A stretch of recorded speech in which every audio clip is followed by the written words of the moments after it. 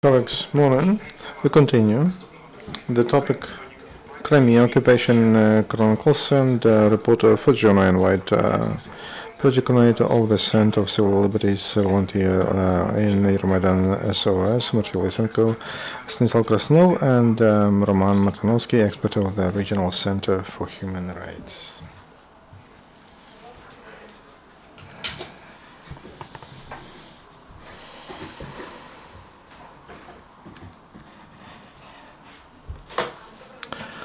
Good morning, colleagues, journalists, and traditionally, I hope we introduce the second report, Crimea Chronicles of Occupation, and that is like a chronological report of all life situations residents of Crimea face on the occupied territories in June.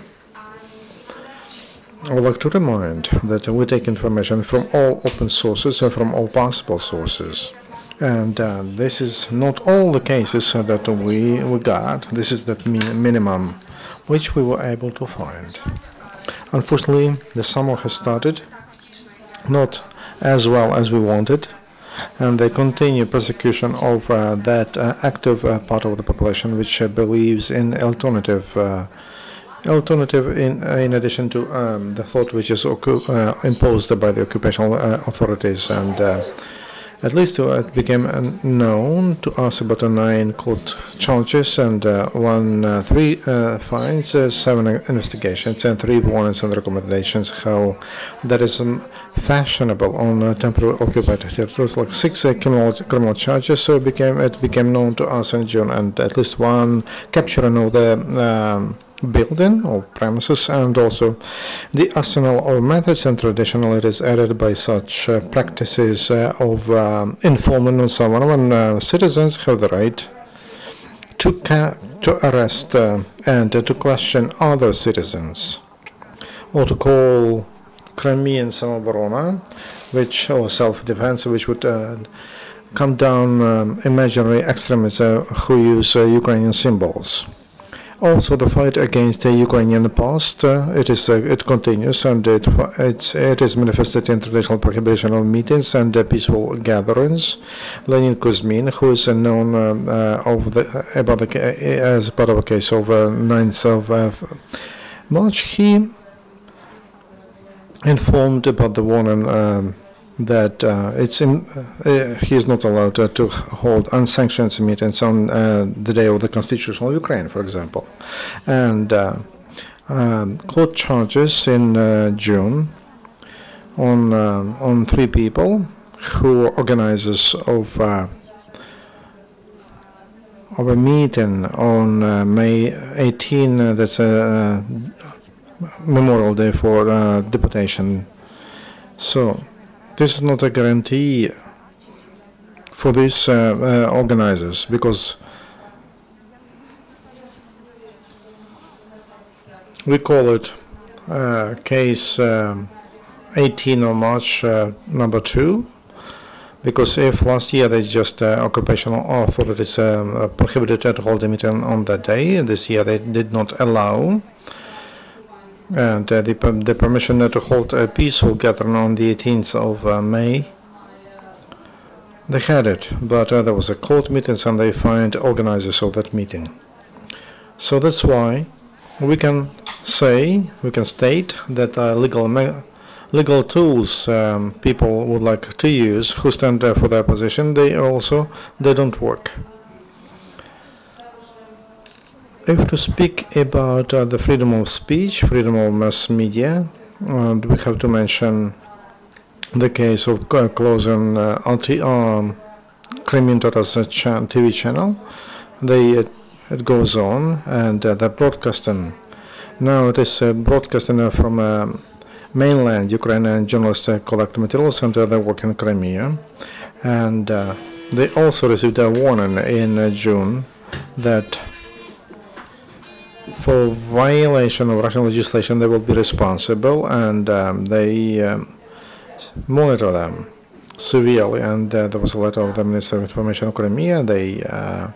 They made a recommendation for different organizations not to allow journalists from RTR 15 minutes and to the territories to collect information. And an interesting turn we have that is the end of May, June, and first days of July, and the case of Alexander Kostenko from Euromaidan, who's sentenced to 4 years and 2 months of in prison.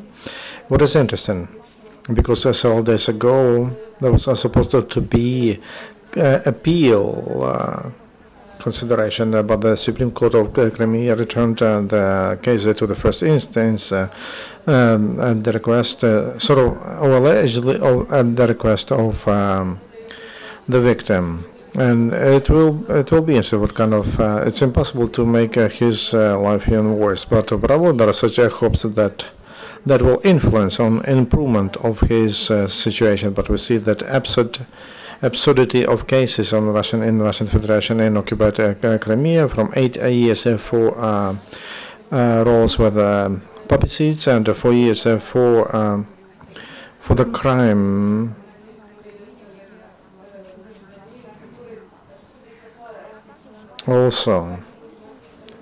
Also in news and noted that criminal charges and for 5 fans of Sevastopol for sentence for 15 years for organizing terrorism. And in the context of such issues related to terrorism, it's not logical to mention the court meeting yesterday on Crimean territories, Alexander Kolchenko.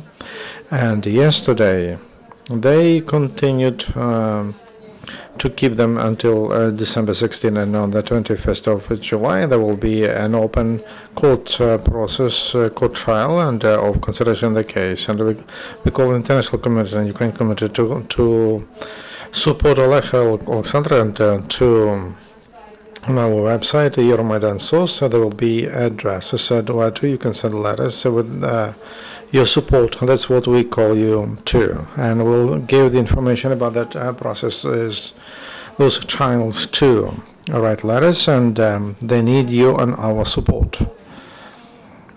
If this is briefly, it's not a very happy picture of the beginning of the summer 2015. The situation becomes even grave, because not only Russian Federation occupational authorities and they put obstacles on the way of to monitoring occupied territories, but also, as we see in June, regulation which regulates entry and exit to occupied territories, it puts under the question the work of any mission, which include citizens of other countries, and Roman Martynovsky will talk about that. And traditionally, as we see, we have a lot of traditions, and I would like to finish with a statement. The beginning of the summer, it's in the middle of the summer, in fact. There will be people who would like to spend their vacations in occupied Crimea. I call you to take care of your security in advance. These are not just empty words.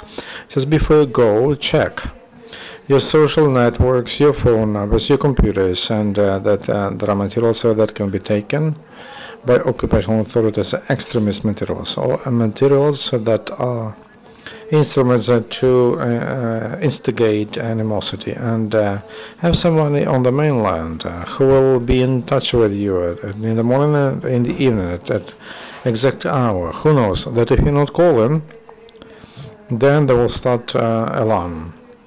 It sounds like a blitz for our monitoring, mobile monitoring groups, and we use that in our trips to the east and to territories that are under the control of Ukrainian authorities. But we see that recreation in Crimea, or vacations in Crimea, that is extreme vacation, and security rules should be complied with by each of you.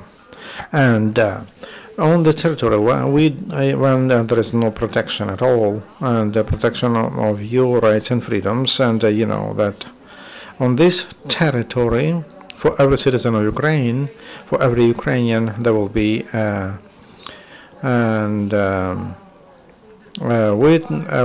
witness or Berkut person with a scratch. And we have rules of security rules, and we are ready to share. Be careful.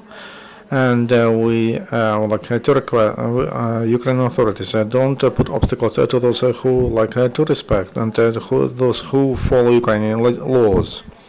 In the context of this regulation, which we'll mention later, we have now lots of problems related to Crimea. And this chronicles, that's just a call, I would say. This is a whole bell tower to see how many problems there are, and they need to find a solution. We have the statement to the international community, and we call you. Send your international monitors, and with mandates, who could monitor the situation inside or temporarily. And the report of Turkish delegation on the international level is very important. So inform and monitor, and we Ukrainian advocacy groups, we are ready to support that, and we call you to do that. Now I would like to give the floor to Stanislav Krasnov, and his case is one of the stories described in our chronicles, and he will tell you in details what happened to him. Thank you. Good morning, Stanislav Krasnov. I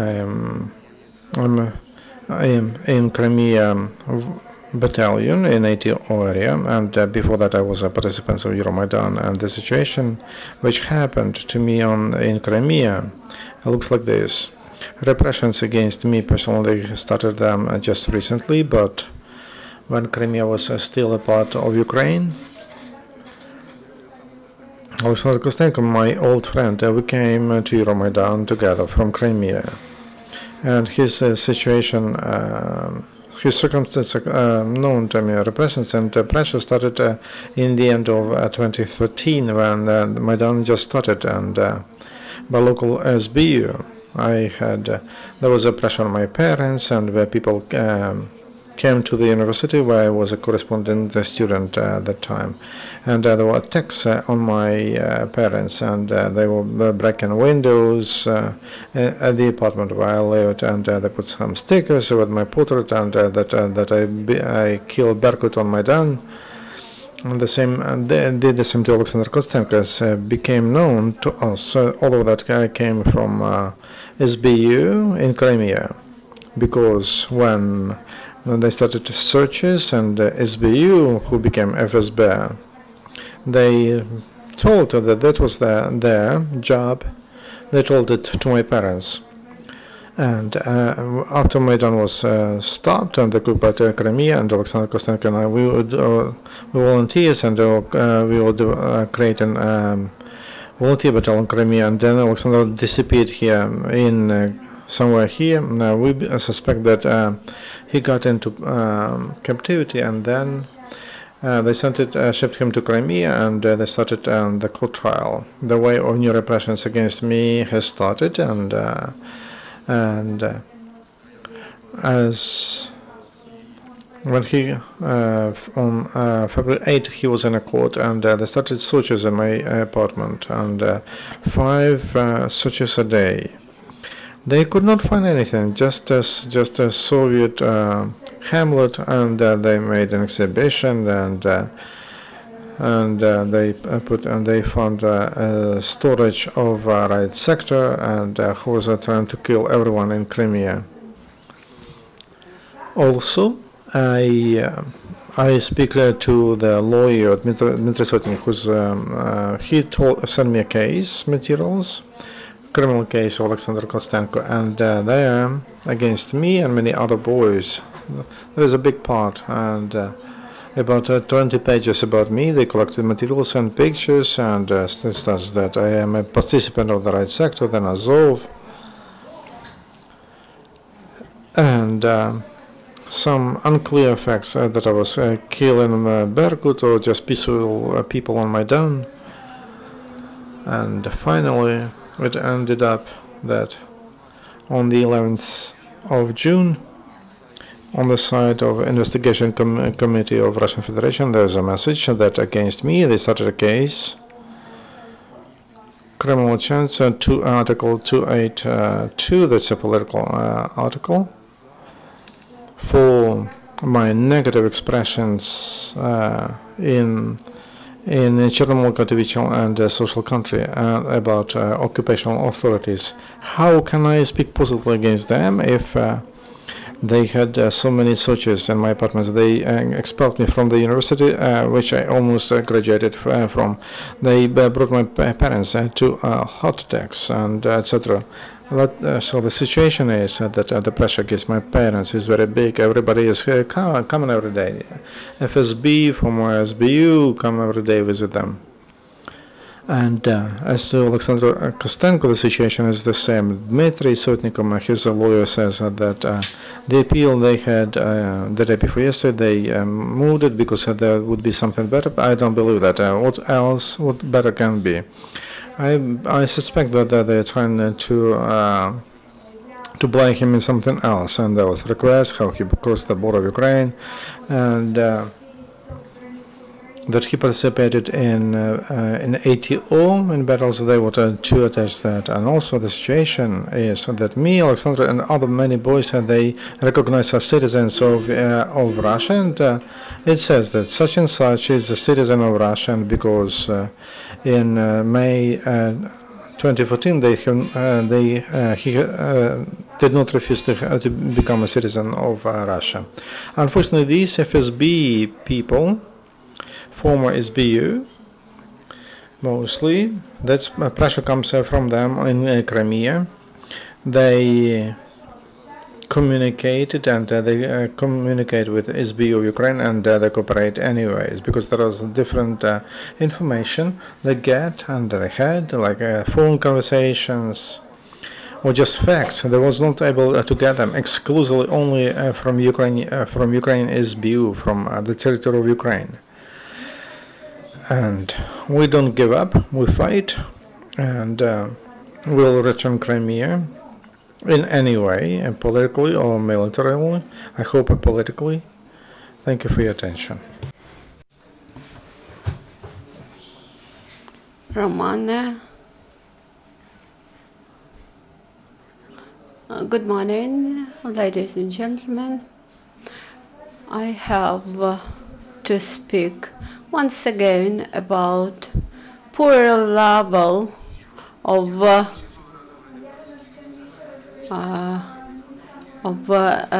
general, legal and professional qualifications of those who draft laws and thus limit human rights of people. Unfortunately, such poor knowledge of the human rights resulted in a very stupid procedure for crossing the administrative border between mainland Ukraine and occupied Crimea. And before starting to discuss how this procedure negatively influences the human rights,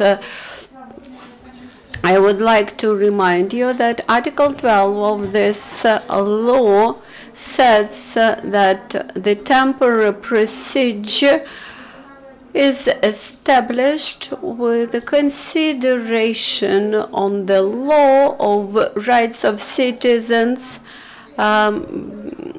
in the occupied territories. And this Article 12 stipulates for free and unlimited entry of Ukrainian citizens to the occupied territory via established checkpoints under condition that they show the ideas indicating their Ukrainian citizenship and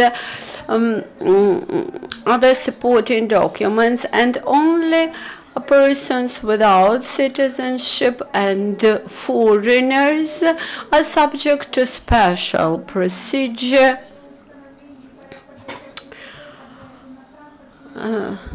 Thus, when the resolution number 367, the Cabinet of Ministers abused its powers and violated the right for freedom of movement. You might know that representatives of international human rights organizations and monitoring missions many times experience difficulties in crossing the border, administrative border with occupied Crimea. Many of them became objects of increased attention from Russian special forces, special agencies. Those foreigners who were allowed to enter the Crimean territory are going through Russia by plane, and they actually violate Ukrainian legislation and cross Ukrainian border illegally. Unfortunately, due to this fact, no representatives of international monitoring missions risk to go to Crimea now. The conditions set for foreigners allowed to attend Crimea if they have relatives, if they have buried relatives in Crimea, and a necessity to protect national interests of Ukraine, humanitarian policy issues, and the willingness to participate in the defense policy of Ukraine. Those who cross the border from Kherson region they immediately face the Russian border guards, and they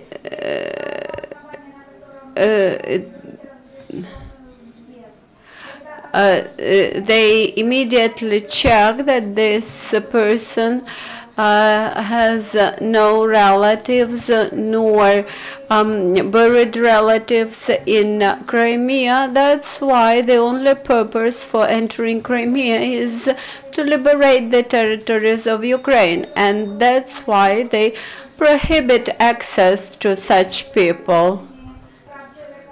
That's why all violations of human rights in Crimea remain unregistered, because we prohibit the representatives of foreign monitoring human rights missions to attend the Crimea. Whether we do it intentionally because we believe that that's everything fine in Crimea, or this is simply negligence. And maybe the state Ukrainian state has no idea why they are making artificial obstacles for people to enter Crimea. Unfortunately, this huge number of prohibitions set by the state undermines trust, and vice versa raises suspicions. Last year, the County Court of Kiev have received our case filed to court in order to change this wrong procedure. Whether you have any questions, dear colleagues? A question from Ukrainian Crisis Media Center. Maria, that report that you presented, is it online, and where we can get it? And one more question. I plan to continue providing such reports monthly. Maybe you have some comments for about July? Thank you for your question. The first Crimea chronicles of occupation and the second report, they are online, and there will be the second one will be online on the site of Civil Liberties and on Euromaidan SOS and Facebook. As I mentioned, it will be a monthly digest, a monthly chronicles, which will represent monthly, and those events and those court charges, and there are at least 4 of them that took place, and that are now for July. They will be included in the report for July, and at the beginning of August we'll inform about that. Thank you. Thank you very much. Next briefing will be in 1 minute.